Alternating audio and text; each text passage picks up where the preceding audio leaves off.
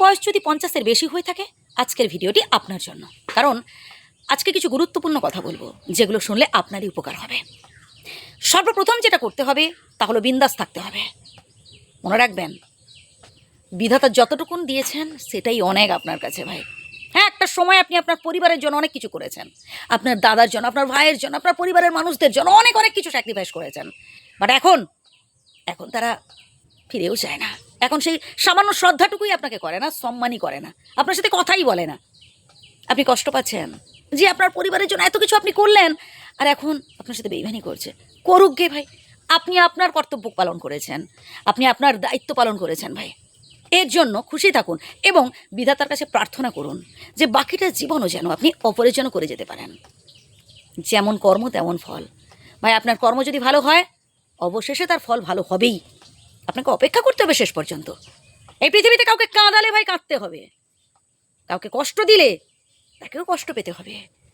এই পৃথিবীতে সবাইকে আপনি ঠকাতে পারেন, কিন্তু একজন বিধাতা মাথার উপর রয়েছেন ভাই। তিনি হয়তো একটু ছাড় দেন যদি আপনি অনুতপ্ত হন, যদি আপনি মনে মনে ভুলটা স্বীকার করেন, যদি আপনি কষ্ট পান যে না আমি ভুল করেছি, তাহলে হয়তো একটু ছাড় পেতে পারেন আপনি সেখানে। কিন্তু বিধাতা ছেড়ে দেন না। জেনে রাখুন, কারোর সাথে অন্যায় করলে আপনাকে অন্যায় করতে হবে। এর পরের পয়েন্টটা তো আরও গুরুত্বপূর্ণ, তা হলো অল্প হলেও সঞ্চয় করুন প্রিয় বন্ধু। কারণ পরবর্তীকালে এমন একটা সময় আসবে যখন দেখবেন এই অল্প সঞ্চিত অর্থই অনেক বড় কাজে লাগবে ভাই আপনার। আমরা অনেকেই আছি বিয়ের পর বৃদ্ধ বাবা মাকে হয় বৃদ্ধাশ্রমে রেখে দিয়ে, বা হয়তো ঘরেই আছেন কিন্তু তাদের মানে শ্রদ্ধা করা, সম্মান করা অনেক ছেলেমেয়েকে আমি দেখেছি, মানে ভুলেই যাই মনে হয়, বা হয়তো কোথাও একটু খামতি থেকে যায়। না প্রিয় বন্ধু, এমনটা আপনি ভাবছেন, আপনি কষ্ট পাচ্ছেন যে আপনি আপনার সন্তানের জন্য এত কিছু করলেন, আর এখন ভাই জেনে রাখুন তারও সন্তান আছে বা তারও সন্তান হবে। তখন দেখবেন তার সন্তানও তার সাথে সেম বিহেভ করবে। শুধুমাত্র একটু অপেক্ষা করুন আর সমস্ত দুঃখ কষ্টের কথা বিধাতার কাছে জানান। অতিরিক্ত ভরসা মানুষের উপর করতে যাবে না, কারোর ওপর না, না সন্তান সন্ততি, না প্রিয় বন্ধু বান্ধব, না আশেপাশের মানুষজন, না প্রিয়জন, কারোর উপর নয় ভাই।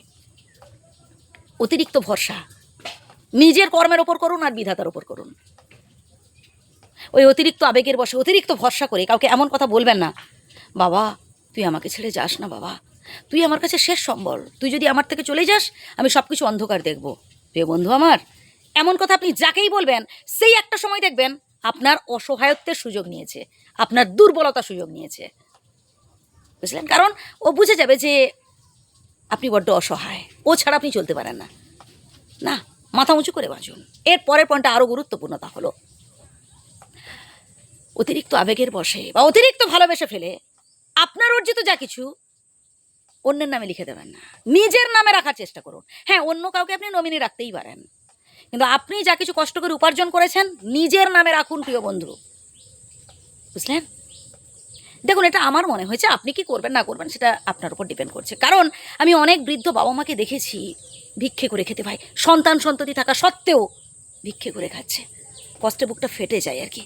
তাই আমার এই স্বল্প অভিজ্ঞতার ভিত্তিতে আমি বললাম, আপনি কি করবেন না করবেন সেটা আপনার উপর ডিপেন্ড করছে। আমি বাধ্য করছি না যে এই কথাগুলো শুনুন বা আপনি করুন। আর যে কথাগুলো বললাম আবারও প্রথম থেকে শুনুন, আশা করি উপকৃত হবেন। আর শেষে জাস্ট একটা কথা বলবো, সেটা হচ্ছে আপনি আপনার বাড়ির কর্তা, আপনার উপর আঙুল ঘোরাবে কেন অন্যান্য সদস্যরা? আপনি আপনার বাড়ির কর্তা, আপনার কথাই হবে শেষ কথা। নিজেকে কেন অসহায় ভাবেন?